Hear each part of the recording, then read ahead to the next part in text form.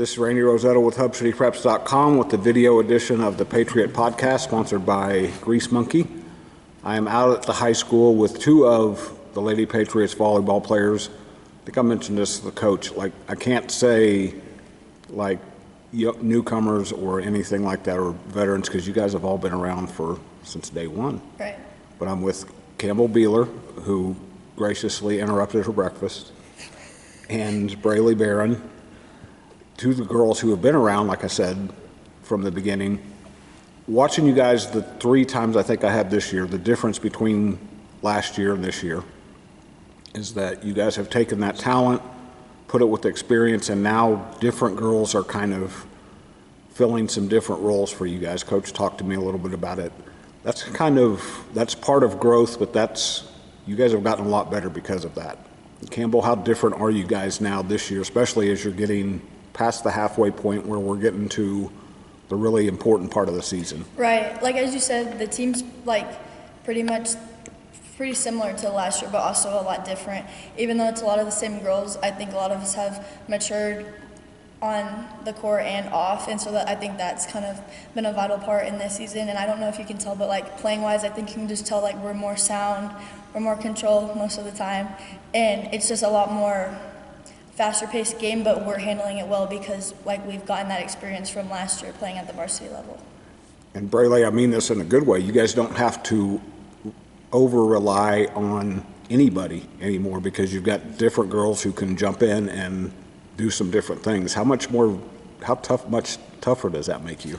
It makes us I think it makes us really strong because we have so much talent on our team, and so everybody can go in and do their job, and we can rely on everybody to do their job when they're needed to. So, yeah.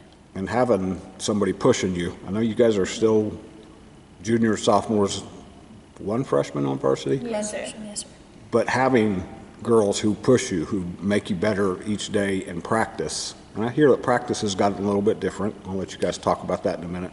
But having them push you in practice, how much different is that? It just means a lot because obviously your spot's never safe, but then also having somebody there that's constantly trying to get their spot and you're already on the court, it's just always in the back of your head that if you're not performing, then they have the opportunity to play over you, and so you just have to keep thinking about that, not just in practice, but also in games and just how you're presenting yourself outside of volleyball.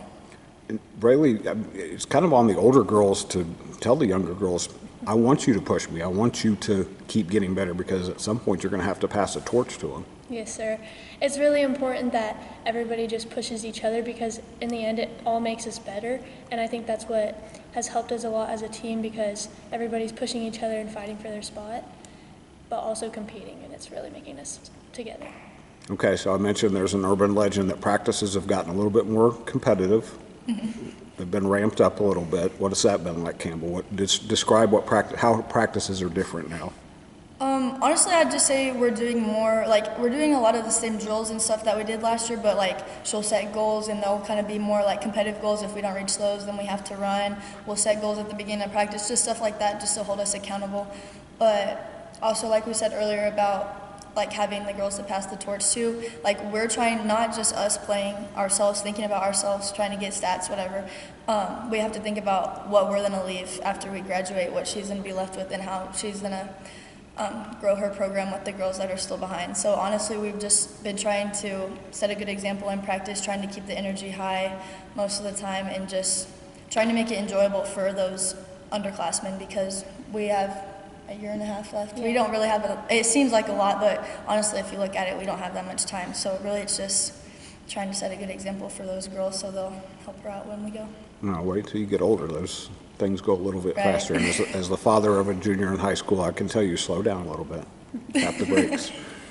So Braylee, how has that made you guys better to get things more competitive, to get the juices flowing a little bit more 3 or 4 days a week in practice, let alone on game nights? Yeah, I think it's really in our heads that we don't have much time left, and so we're just trying to soak in every moment and always go 100% in practice and always go 100% in games, and we're just trying to soak in every moment and just experience it and have fun, and yeah.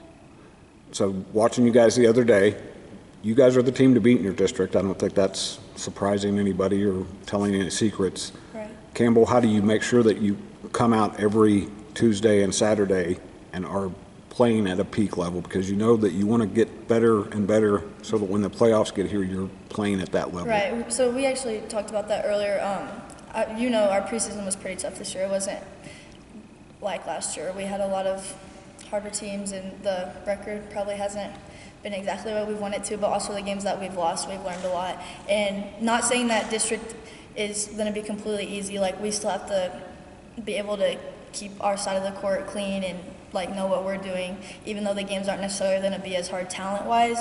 But also we did talk about we can't get in a slump, because for most teams, district is what prepares them for playoffs. And so since we're not going to necessarily have that challenging us for the next month in playoffs or in district, we have to think about how we're going to perform after that. So that's the part that's holding us accountable, is knowing what we have after district. And Braylee, Snyder, you guys handled Snyder the other day, Saturday, but they came at you a little bit, especially in the second set. Mm-hmm. How good was that for you guys to kind of see that teams aren't going to just show up and go through the motions against us, so we have to play at that level? Yeah, I think it showed us that we just always have to go 100%, and it's like she said, it's not going to be easy. There are going to be teams that are going to push, and just because we might win every game doesn't mean we don't have to try, and so we still have to just push every game and just find spots, do what works, and keep going. Mm-hmm.